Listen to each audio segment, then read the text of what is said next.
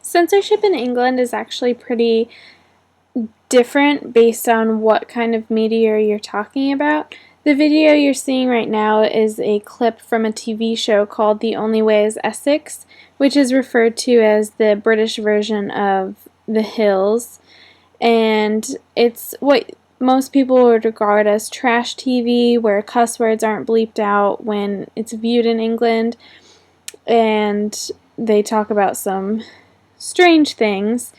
But the censorship in England can also be very strict, and this is shown with the picture you're seeing now of the man who wore a t-shirt that says "One Less Pig, Perfect Justice," and this is referring to 2 women police officers who were murdered in England, and this man did get jail time for the offensive t-shirt that he made. And another way to see how England's censorship can be a little more strict than America's is the list of DVDs that you see right now.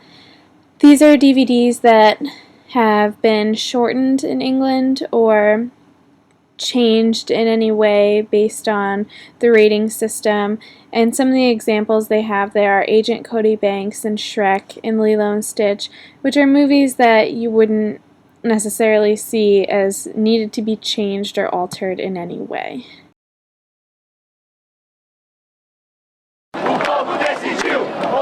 For the second year running, Brazilians have taken to the streets on the Independence Day holiday to protest against the corruption that is plaguing its political and justice systems.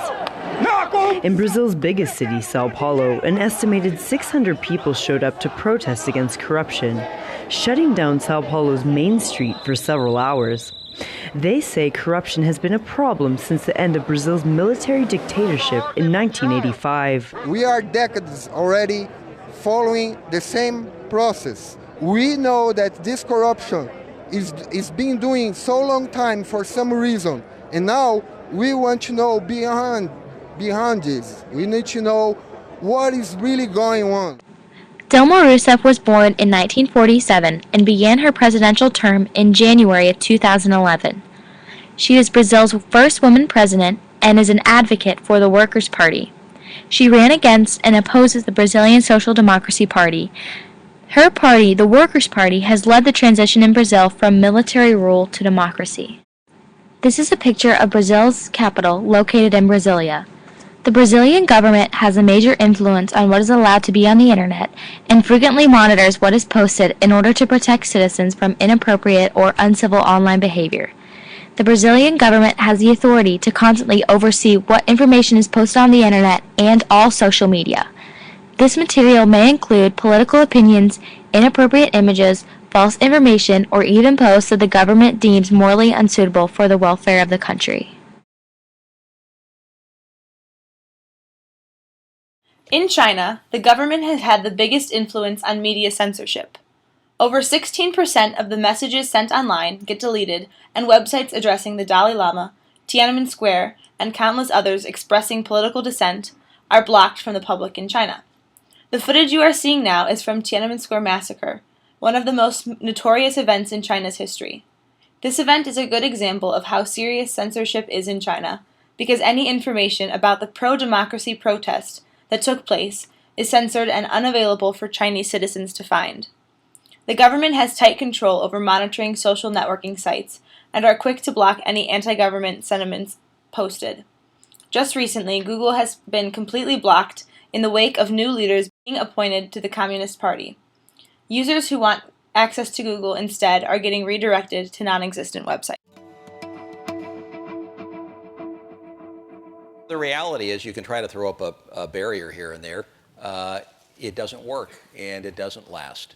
And there are going to be technologies that work their way around whatever barrier you throw up. And I think that's why the fifth generation of leadership coming up, I think they get this part.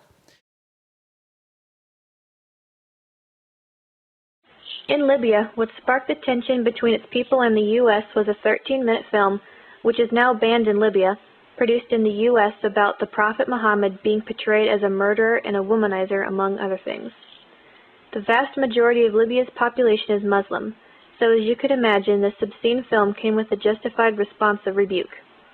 In the U.S., freedom of speech and opinion are highly valued, but at what cost?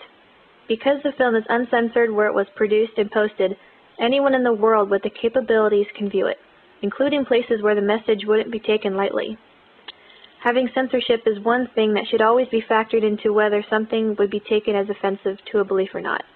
In other words, being socially responsible is the key.